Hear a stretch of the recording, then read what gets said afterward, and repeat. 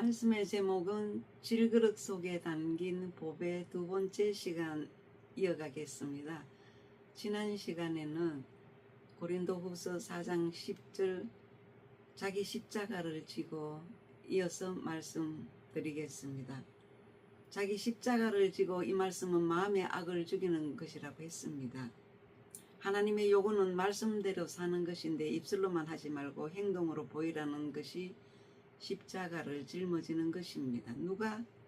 내가 해야 합니다.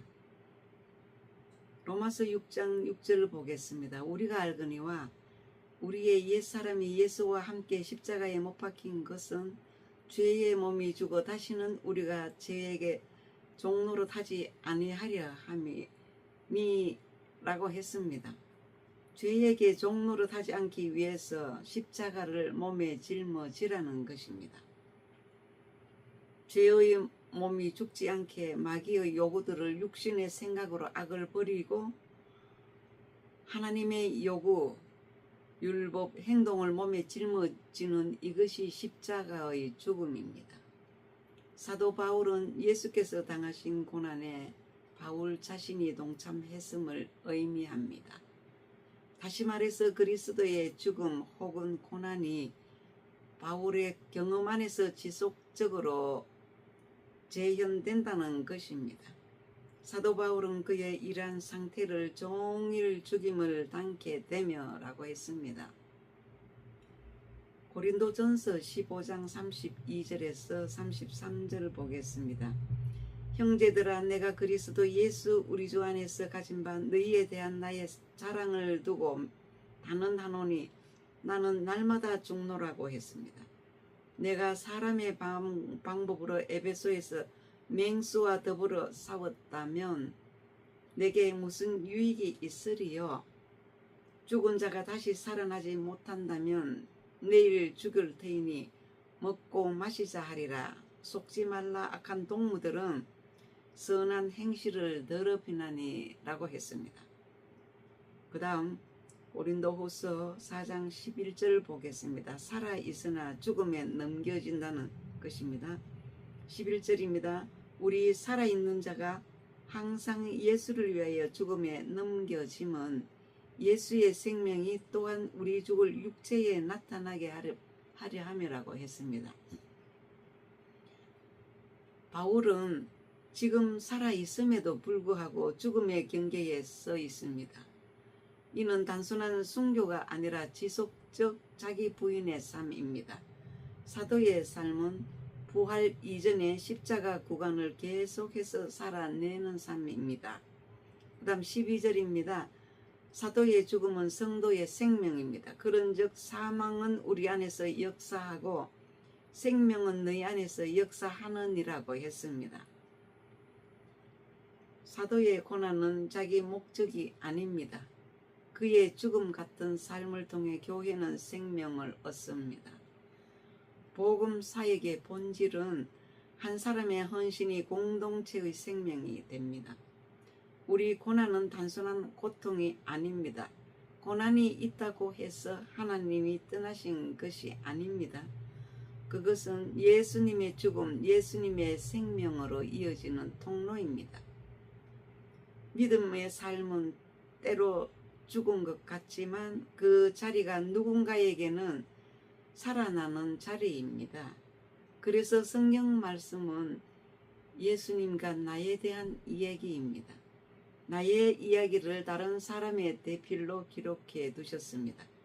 장차 일어날 것을 기록하셨고 내가 가는 목적지까지 다 기록해 두셨습니다. 그렇다면 본문 말씀의 빈 그릇, 즉 내 죽은 영혼에 예수님의 생명을 담아야 하는데 담는 방법이 무엇입니까?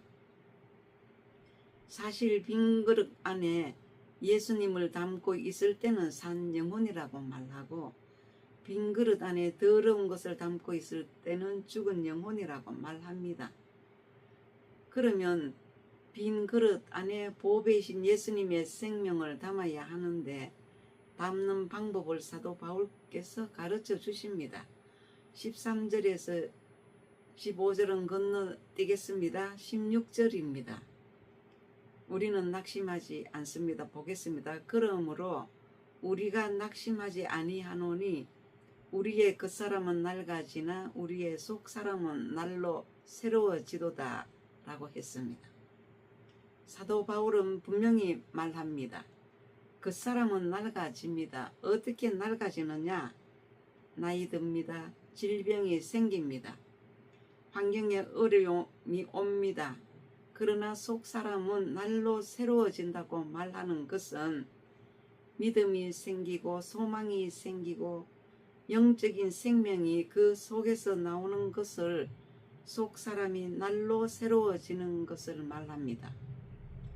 오늘 우리에게 적용은 외적인 상황이 아니라 내적인 상태가 중요합니다.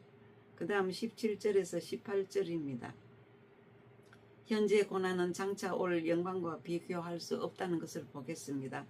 17절 우리가 잠시 받는 환난에 경한 것이 지극히 크고 영원한 영광에 중한 것을 우리에게 이루게 함이니 18절 우리가 주목하는 것은 보이는 것이 아니요 보이지 않는 것이니 보이는 것은 잠깐이요 보이지 않는 것은 영원함이라고 했습니다.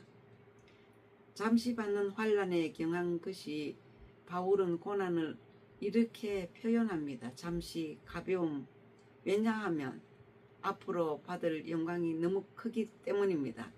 신앙의 시선을 볼 때 세상의 시선은 보이는 것, 현재 고난, 핵심은 보이는 것은 잠깐입니다.